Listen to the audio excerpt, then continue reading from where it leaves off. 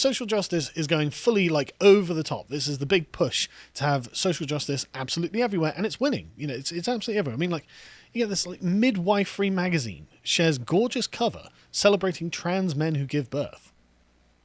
How many people does that actually represent in numbers? I saw one on, what was it, Leicester Hospital's verified checkmark account calling the person giving birth a he. So there's one.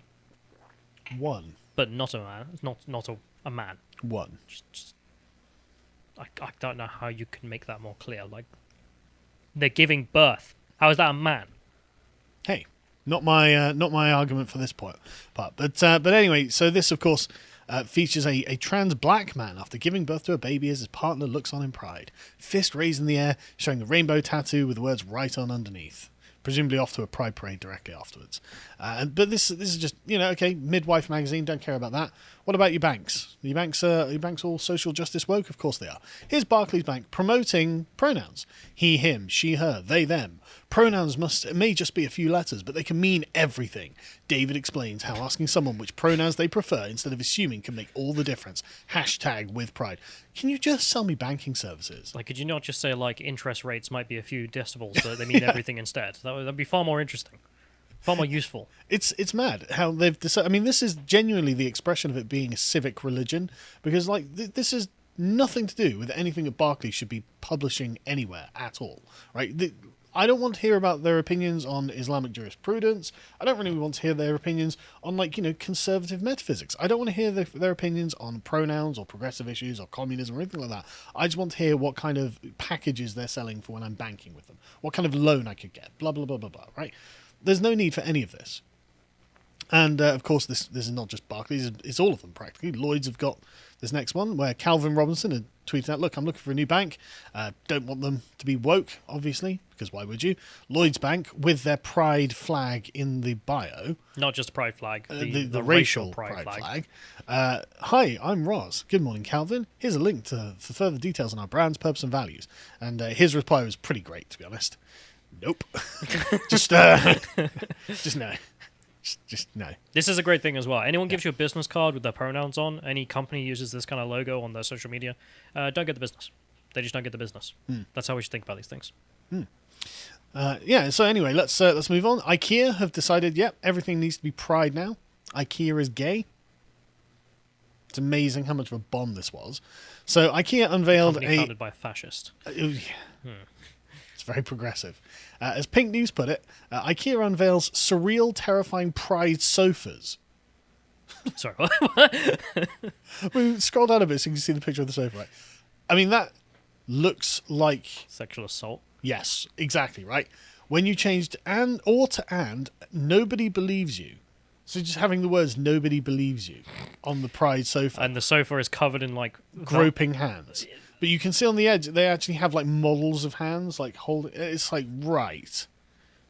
Let's talk Imagine if you came up back to a guy's place and he's got that sofa. That's a rapist. And you leave.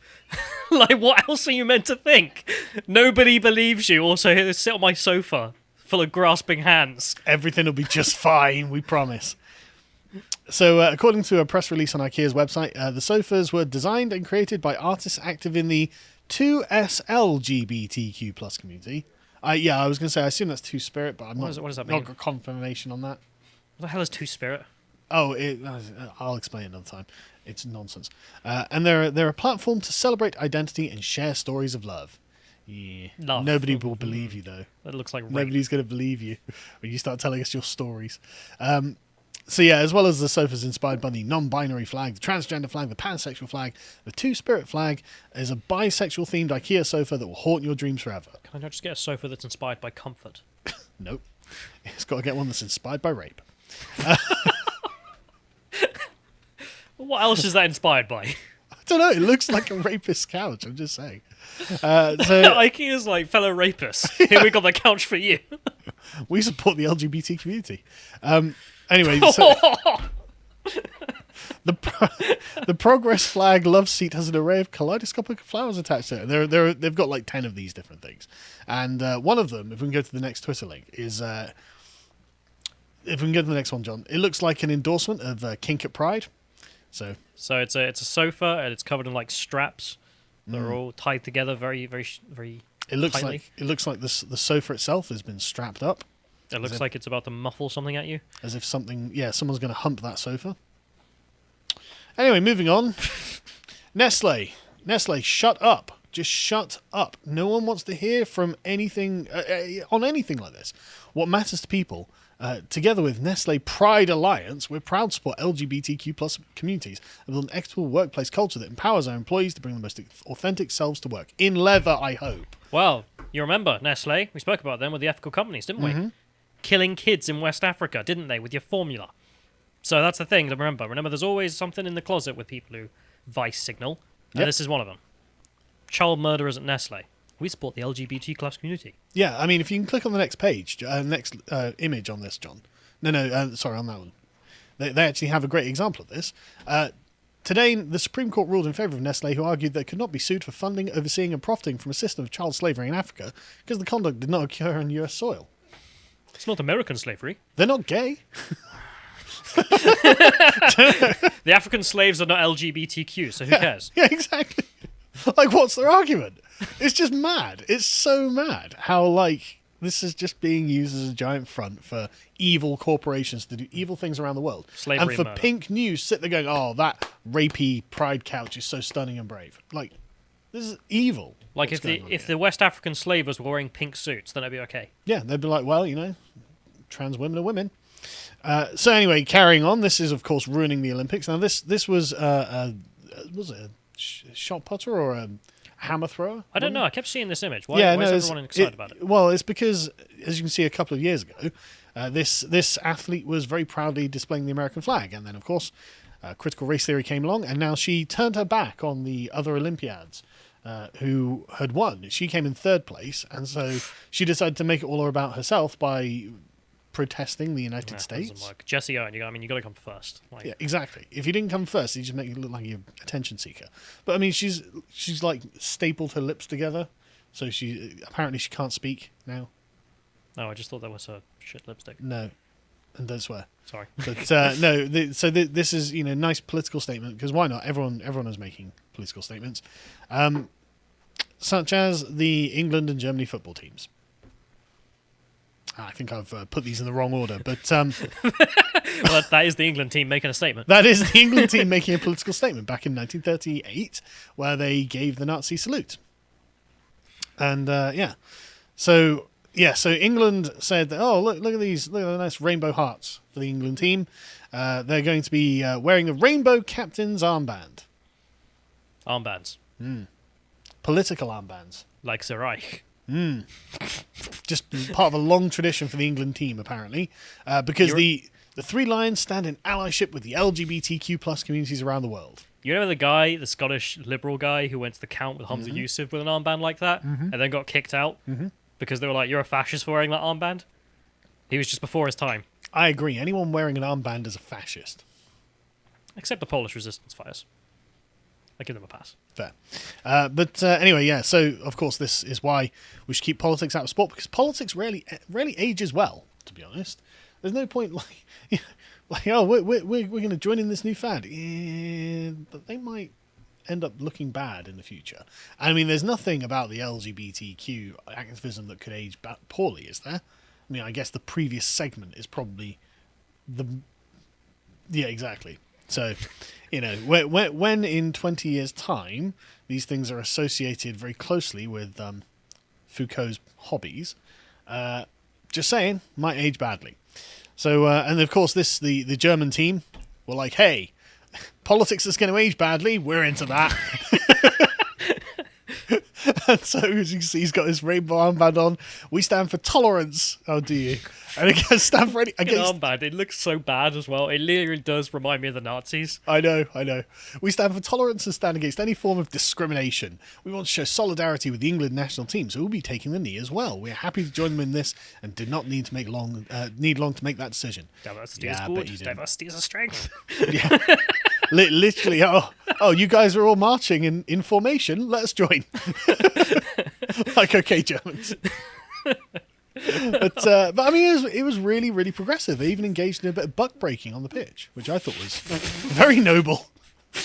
Again with his armband. Yeah, he's got. I mean, literally, this is Tariq Nasheed's entire thesis. It's being played out right here. For people listening, there's a black, I assume English chap there, bent over, and then a white German chap. No, he's got behind German. He's got German on his shirt. Oh, he's German. on there. Okay, so Yeah. it's the English guy who's back breaking the German chap there. with his Pride armband. Mm. Yeah, but someone Come tell on, Tariq England that takes on a whole new meaning. he turned out he was right, and of course, this social justice nonsense is everywhere, even in the Conservative Party. This was posted to the Conservatives' Instagram page. Thankfully, though, it's the Conservative Pride flag. No trans or racial elements to it. It's just Conservative Pride. Just sexuality collectivism, because that's useful. That's conservatism. Conservatives, I don't know why I have to tell you this, but there is no Conservative Pride flag. It's a joke. There is no Conservative Pride flag.